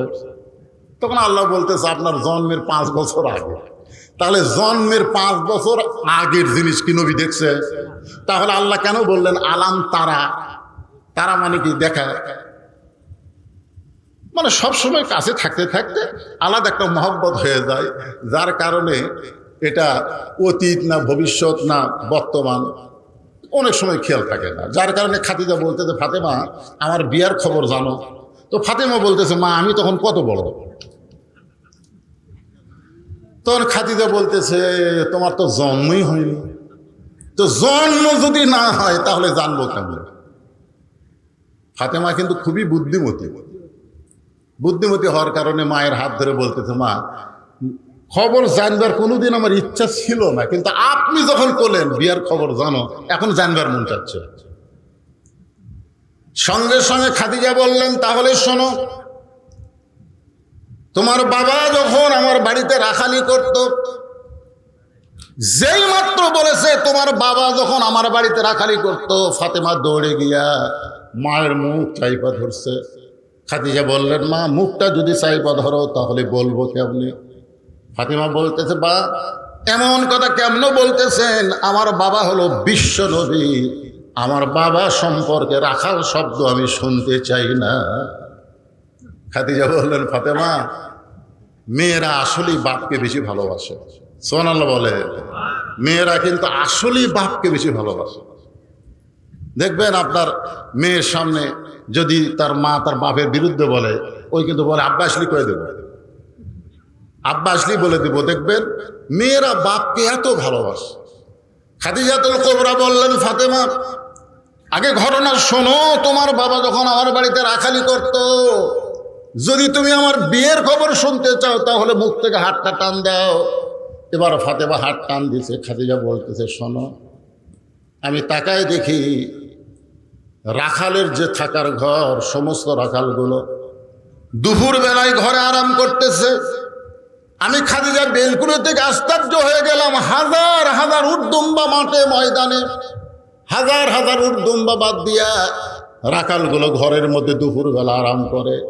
আমি রাখালের সর্দারকে ডাক দিয়ে বললাম, রে রাখালের সর্দার, হাজার হাজার উটদুম্বা মাঠে ময়দানে চড়তেছে, আর তোমরা দুপুর বেলা ঘরে আরাম করো, তোমাদের কি ভয় নাই? রাখালের সর্দার বলে, মালকিন আপনি জানেন না, আমরা ভাগ্য গুণে এমন একটা রাখাল পাইছি, যে রাখাল চাকরিতে জয়েন করার পর আপনার উট দুম্বাগুলো সব ভদ্র হয়ে গেছে। এই রাখাল চাকরিতে জয়েন করার পরে আপনার উট দুম্বাগুলো সব ভদ্র হয়ে গেছে। খাদিজা বলতেছে, রাখালের সর্দার, জন্তু জানোয়ার কোনোদিন একটা রাখালের ভক্ত হয় না, বাধ্য হয় না। রাখালের সর্দার বলে, যদি বিশ্বাস না হয় তাহলে আপনি তদন্ত করে দেখেন। খাদিজা বললেন, ফাতেমা, ওই রাখালের সর্দারের কথা মতো আমি তদন্ত, যেন বেহেশতের মিশক আম্বরের সুগন্ধ বইতেছে। আমি আর একটু নিকটে গিয়া তোমার বাবা রাখালকে দেখার সঙ্গে সঙ্গে আমার ভিতরে এমন একটা প্রেম আসলো। আমি খাদিজা দীর্ঘদিন বিধবা ছিলাম। দুনিয়ার অনেক নেতারা আমাকে বিয়ে করতে চাইছিল, কারণ মক্কার সবচাইতে ধনী ছিলাম। কিন্তু তোমার বাবা রাখালকে দেখার সঙ্গে সঙ্গে আমার বিয়ার একটা আনন্দের ফুল ফুটে গেল। আমি ঘরে চলে আসলাম। আসার পরে দাসী বলতেছে, মালকিন, আপনি রাখালকে তদন্ত করতে গেলেন, তদন্তের রেজাল্ট কি? আমি কইলাম, তার চাচার কাছে গিয়ে বলো রাখালের চাকরি আমি ক্যান্সেল করে দিলাম। দাসী মূর্খ, বুঝতে পারে নাই। আবু তালেবের কাছে গিয়ে বলতেছে, মুরব্বী, তোমার ভাতিজা রাখালের চাকরি খাদিজা ক্যান্সেল করে দিয়েছে। আবু তালেব এক দৌড়ে এসে খাদিজার কাছে বললেন, মা, আমার এতিম ভাতিজা এমন কি অপরাধ করলো যে অপরাধের কারণে তার রাখালের চাকরি ক্যান্সেল করে দিলা? খাদিজা বলতে, চাচা, তার একটাই মাত্র অপরাধ, আমি তাকে রাখালকে রাখবো না, তাকে স্বামী হিসাবে গ্রহণ করতে চাই। খাদিজাতুল কুবরা বলে, রে ফাতেমা, সে রাখালকে আমার স্বামী হিসাবে গ্রহণ করার পরে সে রাখাল হয়েছে আজকে বিশ্ব নবী। আল্লাহ প্রত্যেকটা নবীকে রাখালের দায়িত্ব দিয়েছেন। জোরে খান সুবহানাল্লাহ। রাখাল, এটা আল্লাহ রাসূলও আবার বলেছেন যে প্রত্যেকটা অভিভাবককে আল্লাহ রাখালের দায়িত্ব দিয়েছেন। জোরে খান সুবহানাল্লাহ। এখানে যত অভিভাবক আছেন আপনাদের অধীনে নাই, রাখালি করা লাগবে। তো রাখালি কি? আপনি হয়তো বলবেন, হুজুর, আমার তো গরু নাই, আমার ছাগল নাই, আমি কিসের রাখালি করব? হ্যাঁ, এই ছেলেবেলেরা শোনেন, আজকাল তো অধিকাংশ ছেলেবেলে সব সিজার করা, বোঝেন না? হ্যাঁ, আপনি সিজার করা বাচ্চাকে যতই ওয়াজ শোনেন কোনো কাম হবে না, কোনো কাম হবে না। আমি মায়েদের পায়ে হাত দিয়ে বলতেছে, মা, এই যে ছোটবেলায় আমরা একটা গজল গাইতাম, এখন আর ভয় গজল গাই না। কি বলবো প্রসবের কথা, মা বিনে সেই ব্যথা কেউ তো বুঝিবে না। মাজন ঠেকিয়া সন্তানের দায়, অকালে মা মারা যায়, কেন সে মায়ের ভক্তি করো না? এমন দরদি ভবে কেউ হবে না আমার মা, মা গো। সেদিন ফেসবুকে দেখলাম একটা মেয়ে বলতেছে যে মেয়েরা সিজার করে, একটা মেয়ে মানুষ সিজার করায় না, সবগুলো মরদ মানুষ। তাহলে মেয়েদের পেট কাটে কারা? কথা কর না কেন? পেট কাটে পুরুষেরা। তা এখন আপনার বউ যদি পর্দানিশী নারী হয়, দরকার হলে নরমালে বাচ্চা নিবে, কিন্তু বেপর্দা হয়ে সিজার করবে না। ধরে কোন কথা ঠিক কিনা? কথা বলেন। প্রত্যেকটা মাকে আমি বলতেছি, ইন্নাল্লাহা মা সাবিরিন, ধৈর্যশীলদের সঙ্গে কি আছে? কথা কন না কেন?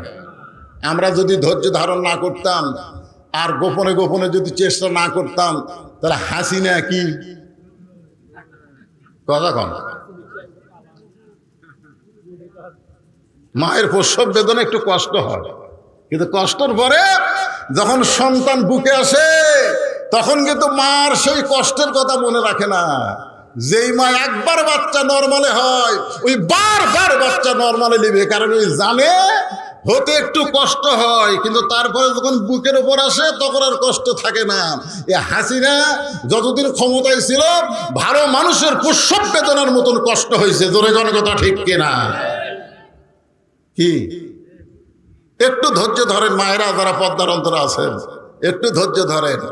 বাচ্চা হওয়ার আগেই কিন্তু পেট কাটে। বাচ্চা হওয়ার আগে, বাচ্চার জন্ম হবে 2 দিন পর নর্মালে, কিন্তু ডাক্তার টাকা খাওয়ার জন্য বলতেছে পেটে পানি নাই, বেঁকা হয়ে আছে। এই যে মিথ্যা কথা বলবি, মানে টাকা কামাই করে। এখন পেটের পানি শুয়ে গেছে, বেঁকা হয়ে আছে, এখন পেট কাটছে। পেট কাটা দেখে আর ঘুমই ভাঙ্গেনি। তারপর 4-5 জন ডাক্তার কয়, কে রে আমরা যে টাকার লোভে পেট কাটলে আর যে ঘুম ভাঙে নেন কি করি, তখন বড় ডাক্তার বলে পেটের থেকে বাইর করে একটা ঘুরে আনতে হয়। তখন এই পেটের থেকে আস্তে করে বাইর করে এরকম একটা ঘুরে আনতে হয়। যেই ঘুরে আনতে হয় মাথার ঝাঁকি খায়, এই যে খাইন দেওয়া, এই যে ঝাঁকি খাওয়া খাচ্ছে, এই ঝাঁকির কারণে এই মোবাইল ছাড়া ভাত খায় না। মোবাইল না দেখলে আর কথা কান্না হয়, ও যে ঝাঁকি খাচ্ছে। এই মাথার ঝাঁকি খাওয়ার কারণে দেখবেন আমরা দোয়া দরুদ দেও কান সারা বাড়তেছি না। সন্তান কান্দে, হুজুর একটু দোয়া পড়েন। সূরা ফাতিহা যাকে বলা হয় সূরাতুশ শিফা। সূরা ফাতিহা কি? সূরাতুশ শিফা। সূরা ফাতিহা পড়ে ফু দিলে ভালো হয়ে যাবে। 3 বার সূরা ফাতিহা পড়ে ফু দেয় আর কান্দন আরো ধরে হয়। আল্লাহ রাসূল বলেছেন সমস্ত ব্যারাম অনুনাজ্জিলু মিনাল কোরআনি মা হুয়া শিফাউ ওয়া রাহমাতুল লিল মুমিনিন। আমি আয়াতের তাফসীর পড়তে গিয়ে দেখি এটা হলো আয়াতুল কুরসি। আয়াতুল কুরসি পানি পড়ে দিলে ওই পানি খিলালে যতই যা হোক কান্দা টান্দা সব ভালো হয়ে যাবে। আয়াতুল কুরসি পড়ে ফু দিলাম, পানি 1 গিলাস দিলাম, মা খিলাও। কয়েকদিন পরে করে হুজুর দোয়া দরুদের আর কাম নাই, দোয়া দরুদ আর হবে না। চিন্তা করলাম এটা কোন যুগ পড়লো রে, দোয়া দরুদে কান্না থামে না। কয়েক মাস পরে বললাম মা খবর কি? বলে হুজুর আর কান্দে না। তো কোন দোয়ায় কাম হলো? তোর বাপ একটা মোবাইল কিনে দিছে, যখনই কান্দে তখনই মুখের সামনে দেয় আর কান্না থামে না। আমার মা বোনদের জন্য বলতেছি, মা পেটে বাচ্চা আসার পর উম্মুল খায়ের ফাতেমার মতন হয়ে যান। উম্মুল খায়ের ফাতেমার সন্তানের নাম হলো আব্দুল কাদের। উম্মুল খায়ের ফাতেমার মতন হয়ে যান। আল্লাহ আপনার প্রসব বেদনাকে সহজ করে দিবে। আল্লাহ পারে কি পারে না? ধরে গান পারে কি পারে না? হ্যাঁ, পেটে বাচ্চা নিয়ে নামাজ পড়েছে, পেটে বাচ্চা নিয়ে রোজা রেখেছে। আর এখন পেটে বাচ্চা আসলে এক ছেলে আমাকে বলতে যে হুজুর 11 মাস আমার খিদে নাই, কিন্তু রোজার মাসে খালি খিদে লাগে। 11 মাস আমার খিদে লাগে না, কিন্তু রোজার মাসে খালি খাই আর খাই, আমার খিদে যায় না। কারণ কি? আমি বললাম তোমার মা বাসে আছে, কে আছে? যাও মায়ের কাছে যাও। মা কেমনে জানবে? কে যাও না কেন? ওই মায়ের কাছে জিজ্ঞেস করছে, মা আমার 11 মাস খিদে কম, রোজার মাসে খিদে বেশি কেন? মা বলতেছে তোর দাদি এই সর্বনাশ করছে, তোর দাদি। তুই যখন আমার পেটে ছিলি রোজার মাসে তোর দাদি বলছে বৌমা রোজা থাকে আমার পেটের নাতি নাতি যেন শুকা না যায়। তুমি রোজা থাকলে পেটের বাচ্চা শুকে যাবে, রোজা থাকা চলবে না। জোর করে আমাকে রোজা থাকতে দেয়নি, আমিও খাসি, রোজার মধ্যে তুইও খাসি। এই যে রমজান মাসের পেটের মধ্যেই তোর খাওয়া শুরু হচ্ছে, দাঁড়া এসে তুই রোজা থাকতে পারবি? এই জন্যে একটা নেপোলিয়ন বলেছে একটা ভালো সন্তান যদি চাও তাহলে ভালো একটা মায়ের দরকার। দরকার কিসের দরকার? ভালো একটা মায়ের দরকার। খাদিজাতুল কুবরা এমন একজন মা ছিলেন যে মায়ের পেট থেকে আল্লাহ তাআলা 4টা সন্তান দিয়েছেন। একটার নাম হলো ফাতেমাতুজ জোহরা। আমার মা বোনদের জন্য বলতেছিলাম এই কথাটা, কিন্তু আমার মা বোনদের জন্য রাসূল বললেন ফাতেমা সিরাতের আলোচনায় একটু খেয়াল করেন। ফাতেমা তোর কি কখনো মনে হয় তুই জান্নাতি? তোর বাবা বিশ্ব নবী, এই কারণে কি তোর কখনো মনে হয় তুই জান্নাতি? ফাতেমা বলতেছে বাবা মনে হয় কেন? 100 বার আমার বিশ্বাস আপনি হলেন আল্লাহর বিশ্ব নবী, আর আপনার মেয়ে হওয়ার কারণ আমি জান্নাতি। আল্লাহ রাসূল বললেন ফাতেমা এই কথা কখনোই মনে করবা না, আমি তোমার বাবা বিশ্ব নবী বলে তুমি জান্নাতি এটা মনে করো না। জান্নাতে যদি যাবার চাও জান্নাতের আমল করে জান্নাতে যাইতে হবে। ফাতেমা কান্দারে বলে বাবা বিশ্বনবীর মেয়ে হয়েও জান্নাতে যাওয়া যাবে না, জান্নাতের আমল করতে হবে। জান্নাতের আমল কি? আমার মায়েরা যারা আছেন একটু মনোযোগ দিয়ে শোনেন। এই সিরাত মাহফিলে নবীর কলিজার টুকরা ফাতেমার থেকে আলোচনা করতেছি। রাসূল বললেন মাত্র 4টা আমল করবা। মাত্র কয় আমল? আমার আঙ্গুলের দিকে তাকান, কয় আমল? আরে পাগলা, বাড়ির বউ যদি ভালো হয় আপনার কলিজায় অর্ধেক শান্তি জান্নাতের চলে আসবে। জোরে কর কথা, ঠিক কিনা? আমি তখন বললাম রব্বানা আতিনা ফিদ দুনিয়া হাসানা ওয়া ফিল আখিরাতি হাসানা।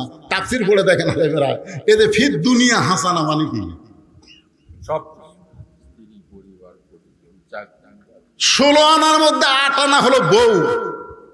দুনিয়ার যে 16 আনা সৌন্দর্য যদি পাবার চান তাহলে বউ হচ্ছে 8 আনা।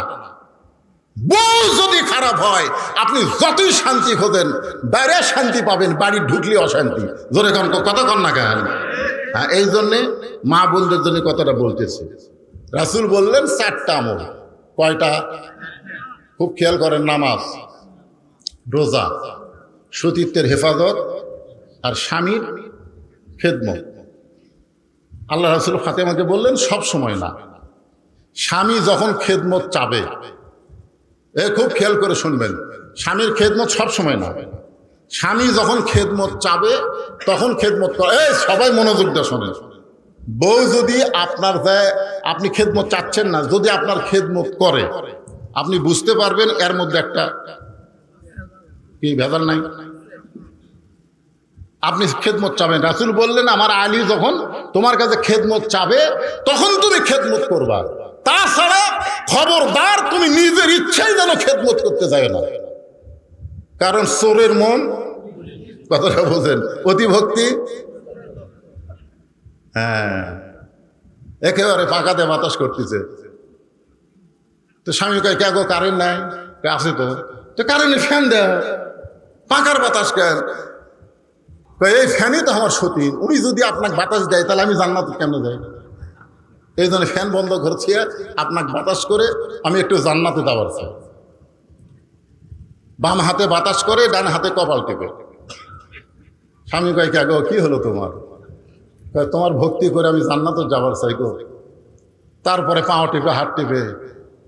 স্বামী একসময় খুশি হয়ে বলতেছে, আসলেই তোমার মতন বউ পাওয়া হলো ভাগ্যের ব্যাপার।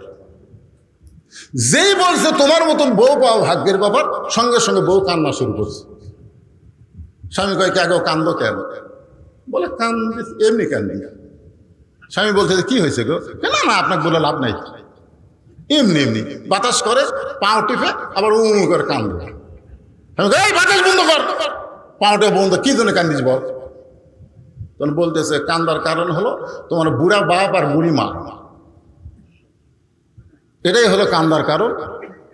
কারণ তুমি যখন বাহিরে যাও তখন তোমার এই বুড়া বাপ আর বুড়ি মা আমার কলিজাত আগুন ধরে দেয়।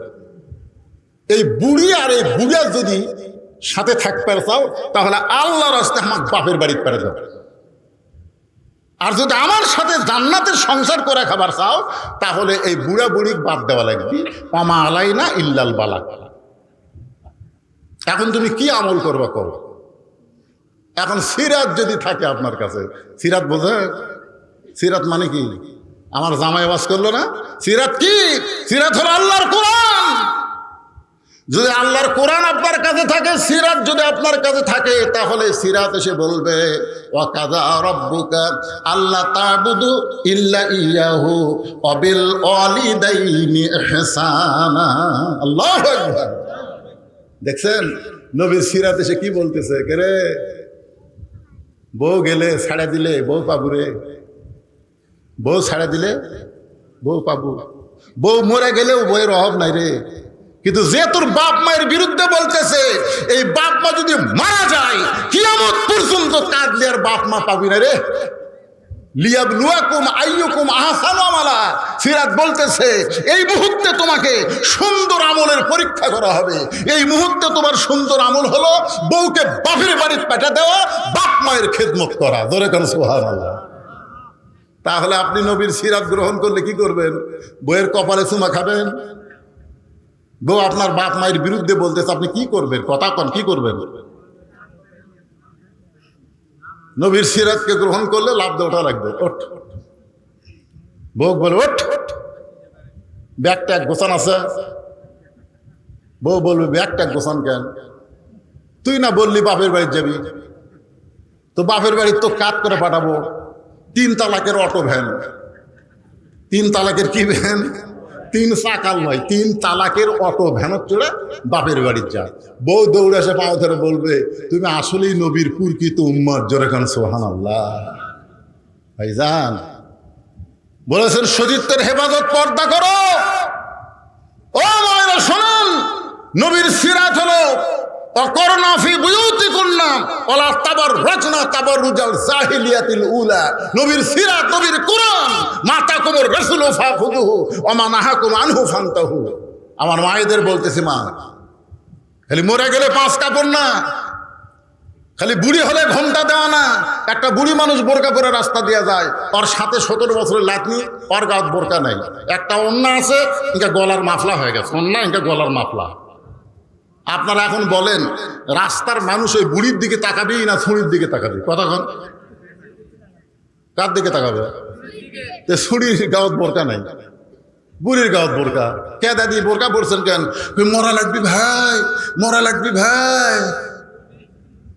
কে রে বুড়ি, তুই তো বোরকা পড়ছো মরার জন্য, তোর দিকে তো বুড়াও তাকায় না। 50 বছর আমের গাছের গোড়াত কেউ বেড়া দেয়? যদি কেউ বেড়া দেয়, আপনি বলতেছেন কে ভাই বেড়া দিচ্ছেন কেন? ভাই সতর্কের মান নেই, গরু ছাগল যদি খায়। কে রে পাগলা, 50 বছরের গাছের দিকে গরু ছাগল ঘৃণা করে তাকাবি না? বেড়া লাগবি? বেড়া যদি দিবার চাস, ওদের জ্বালা গাছ আছে, জ্বালা চারা গাছ, ওটা বেড়া দে। বেড়া না দিলে গরু বকরি পাড়িয়া ফেলে ধর্ষণ করবি। জোরে কর, কথা কর না কেন? আমি বলতেছি মরে গেলে 5 কাপড় দিয়ে কোনো লাভ হবে না মা, মরে গেলে খাটনি চাদর দিয়ে ঢাকা কোনো লাভ হবে না। জীবিত অবস্থায় আপনাদেরকে পর্দা করতে হবে, পর্দার ভিতরে থাকতে হবে, পর্দার ভিতরে সন্তানের উৎপাদন করা লাগবে। জোরে কর, কথা ঠিক না?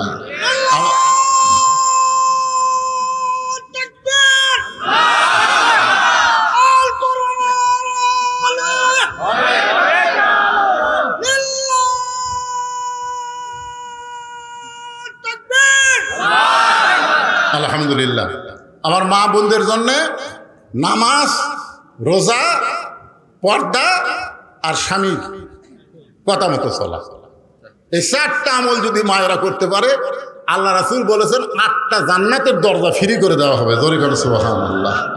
আল্লাহ তাআলা আজকের এই রাতে যতটুকু আলোচনা হলো, এই আলোচনা মোতাবেক আমাদের সকলের জীবনে আমল করার তৌফিক দান করুক, সকলে বলে আমিন।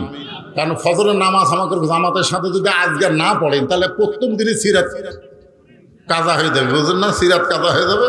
এই জন্য ভাইজান অনেক রাত হয়ে গেছে। কয়টা বাজে? 12:30। 12টার মধ্যে শেষ করা দরকার। 1:45, হায় হায় সর্বনাশ, 1:45 বাজে গেছে। সকলে হাত তুলে আল্লাহুম্মা আমিন। আল্লাহুম্মা আনতাস সালাম ওয়া মিনকাস সালাম, তাবারাকতা ইয়া যাল জালালি ওয়াল ইকরাম। আয় আল্লাহ তাআলা, কঠিন গরমের ভিতরে গোটা গা ঘেমে যাচ্ছে, আমাকে ফ্যান দিয়েছে, তারপরে আমার গা ঘামতেছে, আর তোমার বান্দারা কঠিন গরমের মধ্যে বসে বসে আজকে সিরাতের মাহফিলে নবীর জীবনী থেকে মিলাদুন নবী, সিরাতুন নবী, আল্লাহর কোরআন থেকে কিছু আলোচনা শুনেছে। আল্লাহ মেহেরবানি করে আজকের মাহফিল আমাদের সকলের হেদায়েতের জন্যে, নাজাতের জন্যে, জান্নাতের জন্যে কবুল করে নাও। এই মাহফিলের শুরু থেকে শেষ পর্যন্ত যত আলোচনা হয়েছে আল্লাহ, এর মধ্যে যদি ত্রুটি হয়, ভুল হয়, মাফ করে দাও। এর যা হাদিয়া মঞ্জুর করো, সোনার মদিনায় নবী পাকের রওজা মোবারকে আল্লাহ কবুল করে নাও। আল্লাহ তামাম আম্বিয়াই কেরাম, আসহাবে কেরাম, তাবিনী কেরাম, তাবা তাবিনী কেরাম, তামাম পৃথিবীর মাটির নিচে যত মুমিন মুমিনা শুয়ে আছে আল্লাহ, সকলের আরওয়াফে হাদিয়া কবুল করো। আল্লাহ, আমরা যারা হাত তুলেছি, আমাদের জনম দক্ষিণে মা যাদের কবরে চলে গেছে, আমাদের দরদের বাবা যাদের কবরে চলে গেছে, আল্লাহ মেহেরবানি করে মা বাবার কবরকে জান্নাতের টুকরা বানিয়ে দাও। আজকের মাহফিলের সম্মানিত সভাপতিকে আল্লাহ তুমি কবুল করো। আল্লাহ সহসভাপতি কবুল করো, প্রধান অতিথি, বিশেষ অতিথিদের আল্লাহ তুমি কবুল করো। আয় আল্লাহ, আজকের মাহফিলে যে সমস্ত যুবকেরা কষ্ট করে, মেহনত করে, টাকা পয়সা খরচ করে এত সুন্দর সিরাত মাহফিল করেছে, প্রত্যেক বছর যেন তারা করতে পারে এমন ইমানি শক্তি তাদেরকে দান করে দাও। আল্লাহ, রুমালের মধ্যে, গামছার মধ্যে যারা টাকা পয়সা দান করেছে, যে নিয়তে দান করেছে, আল্লাহ সকলের নেক নিয়ত, নেক আশাকে তুমি কবুল করো। আমার মা বোনদেরকে কবুল করো। মা ফাতেমার মতন পর্দানিশি কবুল করে নাও। আমাদের মধ্যে আমরা যারা অসুস্থ অবস্থায় আছি আল্লাহ, সবাইকে সুস্থতার নিয়ামত দান করে দাও। আয় আল্লাহ, নবীর সিরাত শুনলাম, নবীর সিরাত অনুযায়ী আমাদের বাংলাদেশকে আগামীর বাংলাদেশ, কোরআনের বাংলাদেশ কবুল করে নাও। আয় আল্লাহ তাআলা, মেহেরবানি করে শুধু নবীর সিরাতকে আমরা শুনলাম, শুনলে হবে না, বাস্তব জীবনে নবীর সিরাত আল্লাহর কোরআনকে গ্রহণ করতে হবে। আল্লাহ কোরআন মোতাবেক আমাদের জীবন পরিচালনা করার তৌফিক দাও। সুবহান রাব্বিকা রাব্বিল ইজ্জাতি আম্মা ইয়াসিফুন ওয়া সালামুন আলাল মুরসালিন আলহামদুলিল্লাহি রাব্বিল আলামিন। ওয়াজাল আখিরাতি কালিমাতুনা লা ইলাহা ইল্লাল্লাহু মুহাম্মাদুর রাসূলুল্লাহ সাল্লাল্লাহু আলাইহি ওয়াসাল্লাম। আসসালামু আলাইকুম ওয়া রাহমাতুল্লাহি ওয়া বারাকাতুহু।